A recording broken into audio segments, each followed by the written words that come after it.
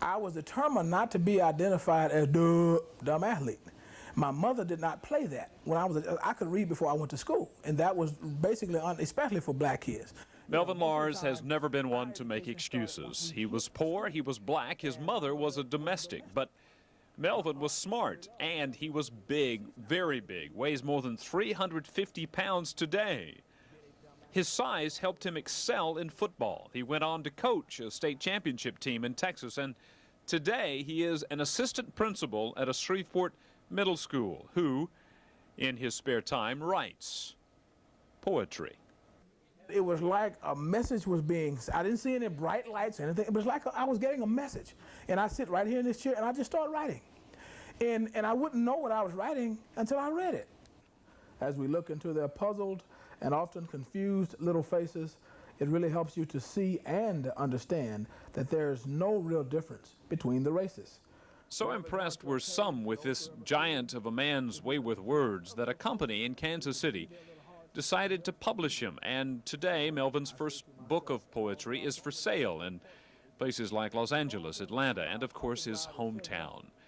Now Melvin insists his words are not intended for a black audience alone, but he does have a message he believes fellow blacks need to hear. Because we step away from our responsibilities and say, oh, well, it's because I'm black. You know, it's not fair because I'm black. This is not fair because I'm black. That's not fair because I'm black. And I'm going, come on, now give me a break.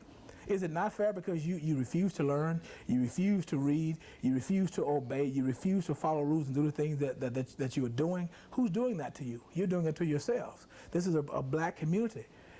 There's no white guy coming in here dictating your community. If negative things go on in your community, you are allowing these things to happen in your community. I do believe this campaign... Melvin also has some surprising things to say about David Duke.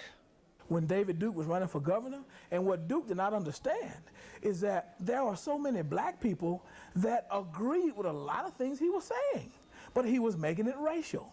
And, you know, and I really believe the guy could have been governor had he not made it a race issue. And Melvin has strong feelings about the recent movement among some blacks to reintegrate. There are things that we need to do to feel good about ourselves. It doesn't mean that we have to separate ourselves from others in order to be a viable American. And as a matter of fact, I tell people all the time, even when I fill in job applications, I put American. And I think I've lost some jobs because of that. Because they say, well, this guy must be a militant or he has all of these crazy opinions, but I don't, because I see myself as an American, because I honestly feel that when we start separating ourselves, we, in a sense, downgrade being Americans. Melvin realizes his words will irritate many people, but he says he is just being honest, and he is as honest as he is large. As for his poetry, Melvin says, if nothing else, it is an avenue for a message. What is that message? Well, that message is that we all have a responsibility, and that we just must stop blaming other people. You know, it's sickening to me